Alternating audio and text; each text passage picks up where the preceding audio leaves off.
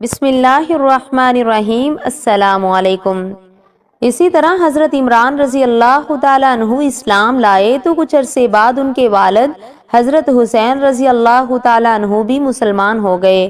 ان کے اسلام لانے کی تفصیل کچھ یوں ہے۔ ایک مرتبہ قریش کے لوگ نبی کریم صلی اللہ علیہ وسلم سے ملاقات کے لیے آئے، ان میں حضرت حسین بھی تھے۔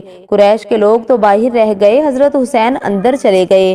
نبی کریم صلی اللہ علیہ وسلم نے انہیں دیکھ کر فرمایا، ان بزرگ کو جگا دو۔ جب وہ بیٹھ گئے تب حضرت حسین رضی اللہ تعالیٰ عنہ نے کہا، یہ آپ کے بارے میں ہمیں کیسی باتیں معلوم ہو رہی ہیں؟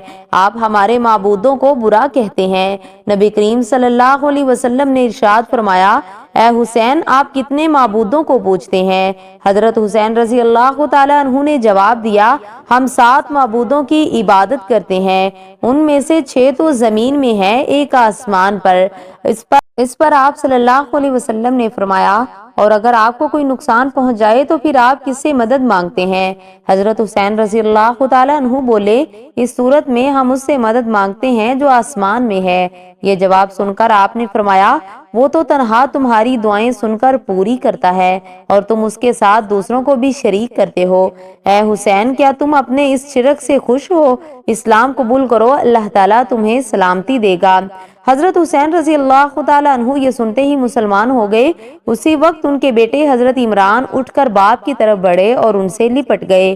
اس کے بعد حضرت حسین رضی اللہ تعالیٰ عنہ نے واپس جانے کا ارادہ کیا تو آپ نے اپنے صحابہ کرام رضی اللہ عنہم سے فرمایا، انہیں ان کے گھر تک پہنچا کر آئیں۔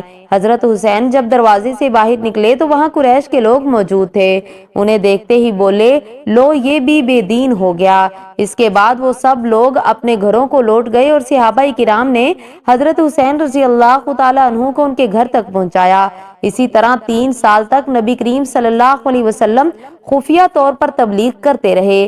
اس دوران جو شخص بھی مسلمان ہوتا تھا وہ مکہ کی گھاٹیوں میں چھپ کر نمازیں ادا کرتا تھا۔ پھر ایک دن ایسا ہوا کہ حضرت سعد بن ابی وقاص کچھ دوسرے صحابہ کے ساتھ مکہ کی ایک گھاٹی میں تھے کہ اچانک وہاں قریش کی ایک جماعت پہنچ گئی۔ اس وقت صحابہ نماز پڑھ رہے تھے۔ مشرکوں کو یہ دیکھ کر بہت غصہ آیا، وہ ان پر چڑھ دوڑے، ساتھ میں برا بلا بھی کہہ رہے تھے۔ ایسے میں حضرت سعد بن ابی وقاص نے ان میں سے ایک کو پکڑ لیا اور اس کو ایک ضرب لگائی، اس سے اس کی کھال پھٹ گئی، خون بہہ نکلا۔ یہ پہلا خون ہے جو اسلام کے نام پر بہایا گیا۔ اب قریشی دشمنی پر اتر آئے۔ اسی بنا پر نبی کریم صلی اللہ علیہ وسلم حضرت ارقم کے مکان میں تشریف لے آئے تاکہ دشمنوں سے بچاؤ رہے۔ اس طرح حضرت ارقم رضی اللہ تعالیٰ عنہ کا یہ مکان اسلام کا پہلا مرکز بنا۔ اس مکان کو دار ارقم کہا جاتا ہے۔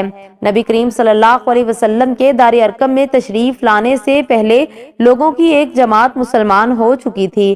اب نماز دار ارقم میں ادا ہونے لگی۔ نبی کریم صلی اللہ علیہ وسلم صحابہ کرام رضی اللہ عنہم کو وہیں پر نماز پڑھاتے، وہیں بیٹھ کر عبادت کرتے اور مسلمانوں کو دین کی تعلیم دیتے۔ اسی طرح 3 سال گزر گئے۔ امید ہے آپ کو ویڈیو اچھی لگی ہوگی۔ مزید ایسی اسلامک ویڈیوز کے لیے چینل کو سبسکرائب ضرور کریں۔ ملتے ہیں ایک اور نئی ویڈیو کے ساتھ۔ وعلیکم السلام ورحمۃ اللہ وبرکاتہ۔